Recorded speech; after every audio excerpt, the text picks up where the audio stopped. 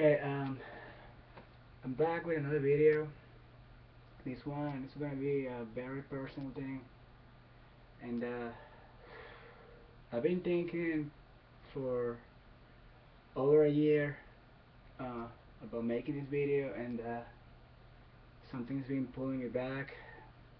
I guess I don't know. It's a part of me that it doesn't want to keep embarrassing myself on internet and talking about my personal emotions, especially something so delicate like this.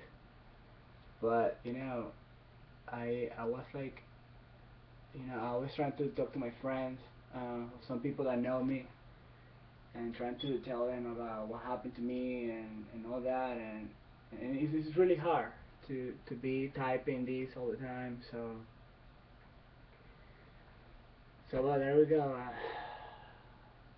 This thing is about something that happened to me that it relates my ex-wife or ex-fiance or whatever you want to call it, and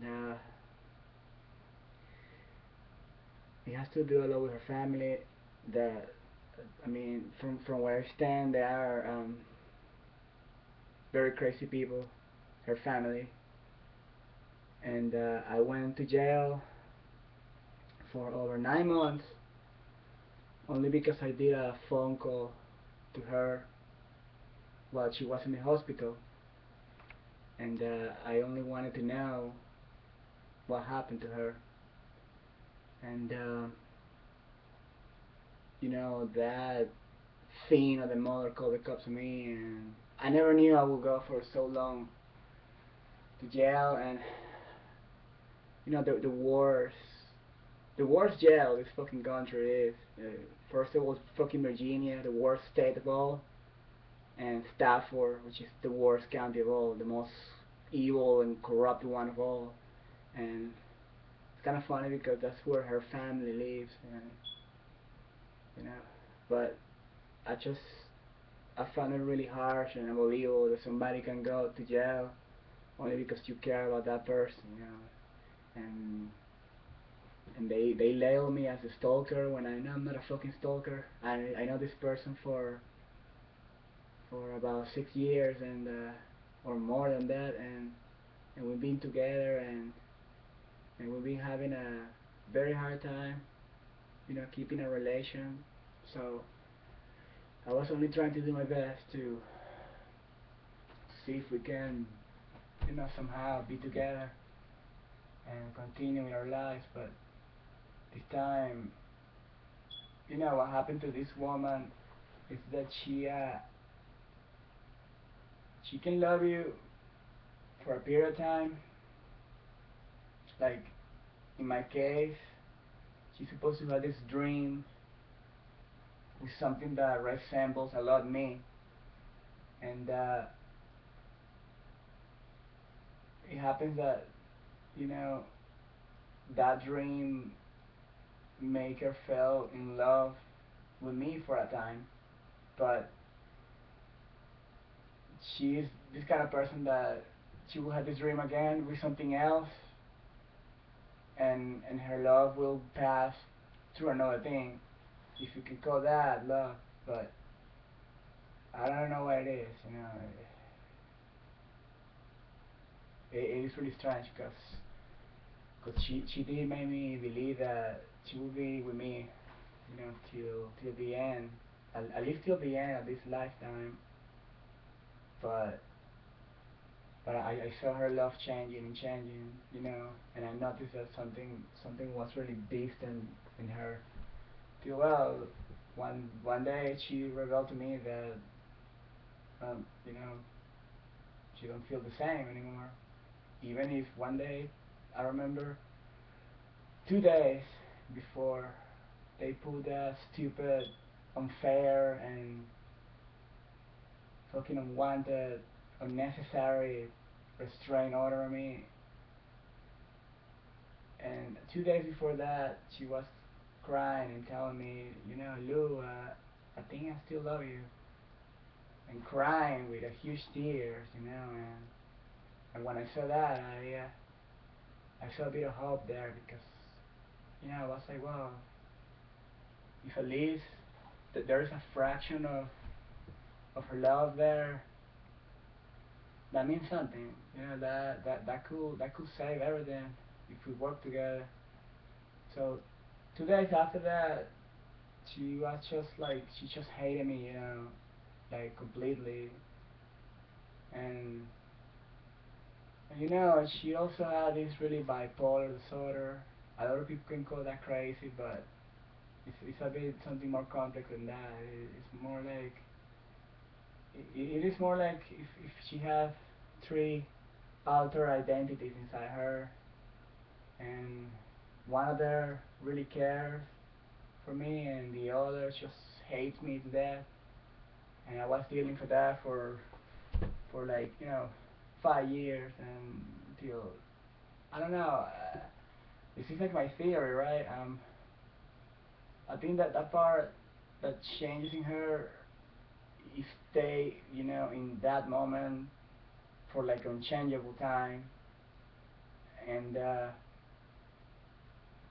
don't know, that bitter side her took over, took over everything that I fell in love with her, and she just she become the complete opposite of everything that I believe in her.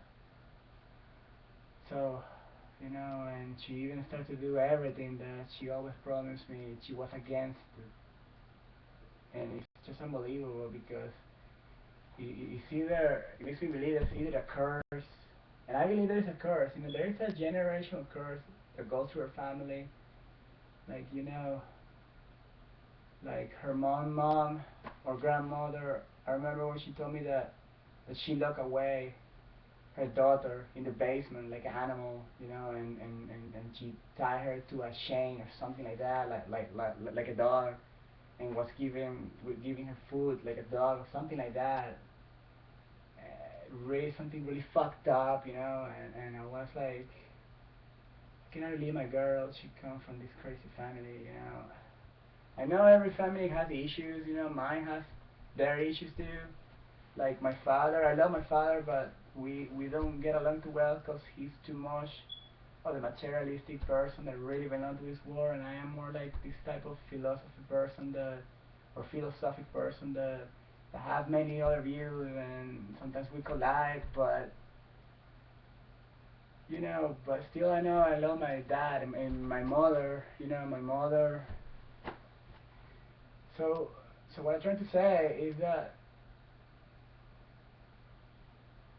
I remember when I was back in jail, I met this guy that to me he was like a guru, and I told him about this. I was only speaking to this only with the right people, with the people that I know they won't make fun of me or they won't laugh at me, and they will actually understand, and see um, my views. So he told me that that's a generational curse that goes through her family and goes through her, and you know, they say that only a divine spell can break that, and and I believe that's the truth, because uh, I just I do believe that the only thing that can change is, all the nightmare that we become, is that like a miraculous spell that could bring us back to our true divine self, you know, to that core of light that attracts us once, because I felt her love once and it was powerful. I have to say that she gave me a lot that no other girl gave me, and I guess this is why I'm always gonna be attached to her because of that, because the person she used to be, whatever she was, and to me she was like this angelic, kind of like a, you know, elf fairy thing that she was always there for me, and even if, like everybody they fight and argue because it's natural, but she was always there. And well, let me see, something is wrong with my PC. I don't know if it's still working or not. Okay, cool. So well, anyway, what I'm trying to say is that she changed. People change, and she become this, very megalomaniac, multi-vanity, plastic princess. You see only when you go to her Facebook page, you see only her putting her pictures, like thousand and thousand of pictures of her, and it is like I remember when I met her, she was this anti Barbie, how can I say, like anti Barbie person. She was always against the vanity and the superficial shit, and it was perfect because she was beautiful on the outside, and it was really rare to find somebody like that. But she just embraced all those feelings and become, I don't know. I'm not making this video to insult her, I know what she was, and I am in love with that person, that side of her. I don't know if that still lives in her. I don't know, but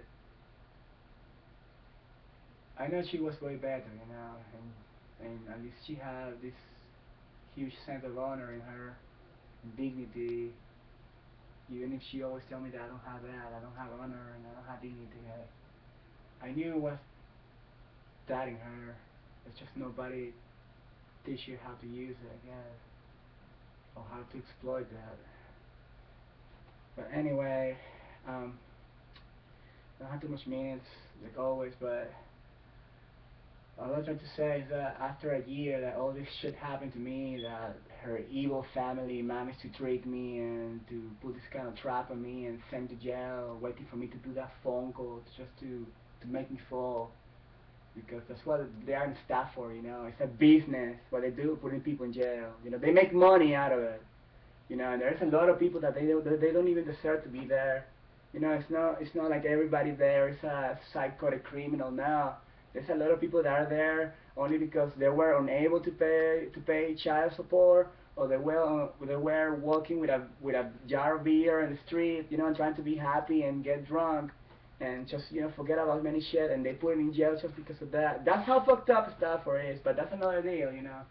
That's another thing. I'm not here to talk about how evil Stafford is. I mean, that's just rot shit, and I just need to say that you know everybody get their karma, and I know their family will, and I remember when I went to jail, it was like the worst dark ages of my life. I remember the day I was feeling already way too devastated and depressed for what happened with her and me, and I remember that moment I was really feeling like I really just want to disappear, in every aspect of the world. I just wanted to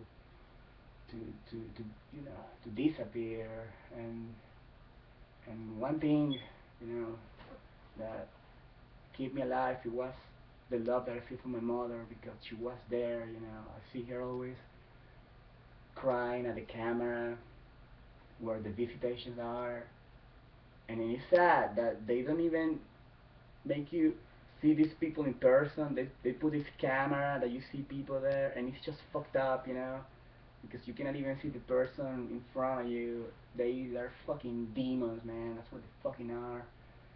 And